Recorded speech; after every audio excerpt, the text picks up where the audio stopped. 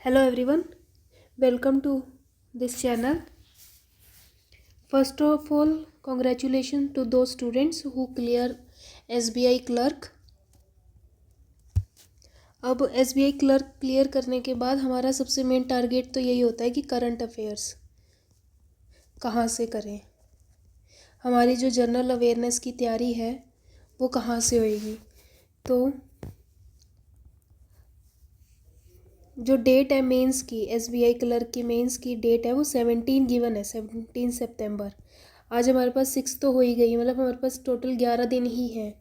तो हम कुछ ही इम्पोर्टेंट टॉपिक्स को ही टारगेट कर सकते हैं कि जो हम थोड़ा बहुत रिवाइज कर लें तो हाँ हम एंड में परफॉर्म अच्छे से कर सकें। तो यहाँ पे हम डिस्कस करेंगे कि हमें सबसे पहले किन किन चीज़ों पे फोकस करना चाहिए। सबसे पहले है कि जो हमारा बैंक से रिलेटेड, RBI से रिलेटेड और गवर्नमेंट स्कीम्स और नेशनल न्यूज़, इन टॉपिक्स पे तो सबसे पहले हमारा कमांड होनी चाहिए। ठीक है, और हमें कौन से मंथ के करने हैं। सबसे पहले रिवर्स में आप शुरू करेंगे। जैसे अब की पेपर तो नवंबर में है, तो अक्टूबर, उसके बाद सितंबर, अक्टूबर सितंबर जब कंप्लीट हो जाए फिर अगस्त, उसके बाद जुलाई। ठीक है, लास्ट टाइम अप्रैल में एग्ज़ाम हुआ था, तो जो भी क्वेश्चंस पूछे गए थे वो जैन के थे, मतलब 4th मंथ में था और फर्स्ट के। तो उस हिसाब से अगर हम लगाएं तो अगस्त की इम्पोर्टेंस ज़्यादा है। सितंबर और अगस्त को तो हमें अच्छे से प्रिपेयर करना चाहिए।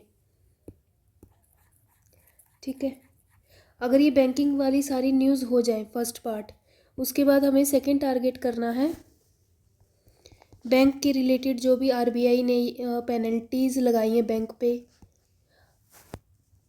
बिज़नेस न्यूज़ कौन सी है, कौन सी चीज़ें अभी नई लॉन्च हुई हैं, जैसे मोदी जी कहाँ गए हैं या फिर कोई भी इवेंट हुआ है रिसेंट में, वो सब हम पढ़ेंगे। सबसे इम्पोर्टेंट है रैंक, रिपोर्ट और इंडेक्स, चाहे वो कंट्री से रिलेटेड हो चाहे स्टेट से रिलेटेड हो, ये वाली तो हमें पता होनी चाहिए। ठीक है, इसके बाद आता है जो ये वर्ल्ड बैंक, IMF को लैब करता है या फिर किसी को लोन देता है, किसी बैंक को, किसी कंट्री को, उस लोन का अमाउंट, पर्पस कि क्यों दिया है और किसने दिया है। ठीक है, ये तीनों चीज़ें मेन यही चीज़ें पढ़नी है, ज़्यादा इसके डिटेल में नहीं जाना है। और अभी रिसेंट में हमारे पास ये GST और UPI का जो डाटा आया है वो हमें पढ़ना है। डाटा हमेशा न्यू ही लेना है, पुराना तो हमें उठाना नहीं है। NPCI की जो सब्सिडरीज वगैरह हैं उन सबको एक बार रिकॉल करना है।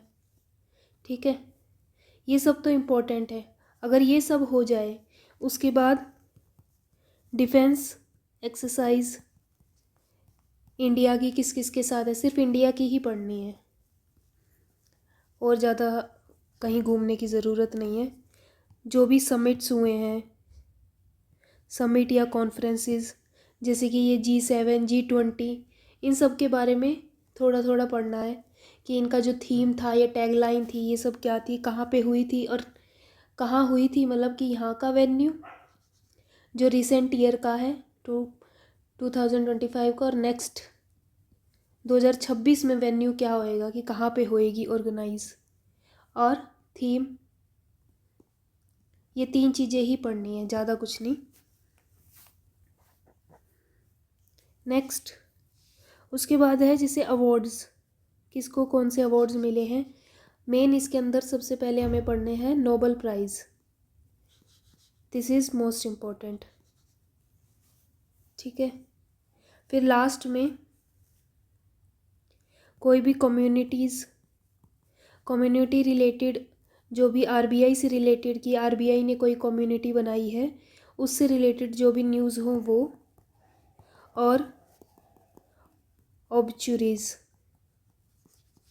कि अभी रिसेंट में किसकी डेथ हुई है, ये सब। ठीक है, पहले पर हमें सबसे ज़्यादा फोकस करना है ये पेनल्टी वगैरह पे, जो हमारी रैंक रिपोर्ट है, और जीएसटी वगैरह के डाटा पे, और वर्ल्ड बैंक, आईएमएफ, इनसे रिलेटेड जितनी भी न्यूज़ मिले वो सारी तो सबसे पहले रीड करनी है। ठीक है, उसके बाद जब वो कंप्लीट हो जाए उसके बाद के ये सारे बाकी के टॉपिक्स कंप्लीट करने हैं। और मेन फोकस तो हमारा होना चाहिए अगस्त, सितंबर और अक्टूबर, उसके बाद जुलाई पे। इम्पोर्टेंट तो ये 4 ही हैं। सो बस यही सब था। Thank you.